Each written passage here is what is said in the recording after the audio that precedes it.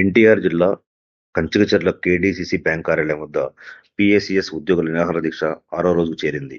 ప్రభుత్వం వెంటనే స్పందించి జీవో 36ని యథాతథంగా అమలు చేయాలని, వెంటనే 2 పీఆర్సీలు ఇవ్వాలని, తాత్కాలిక ఉద్యోగులను రెగ్యులర్ చేయాలని, తమ న్యాయమైన డిమాండ్లను ప్రభుత్వం పరిష్కరించాలని, లేని పక్షంలో ఆమరణ నిరాహార దీక్ష చేపడతామని పీఏసీఎస్ జిల్లా అధ్యక్షుడు డిమాండ్ చేస్తున్నారు.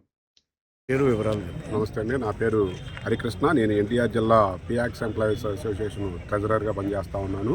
ప్రభుత్వం మీద ఎటువంటి ఆర్థిక భారం పడనటువంటి న్యాయమైన డిమాండ్ల పరిష్కారం కోసం గత 90 రోజులుగా వివిధ రూపాల్లో మేము నిరసన కార్యక్రమాలు చేశాము. అయినప్పటికీ కూడా ప్రభుత్వంలోని కొంతమంది అధికారుల మొండి వైఖరి కారణంగా ఈ రోజుకి మా సమస్యల పరిష్కారం కాని పక్షంలోనే మేమందరం కూడా సహకార సంఘాలకు తాళాలేసి ఈ ఉద్యమంలో సమ్మెలో పాల్గొనడం జరుగుతుంది.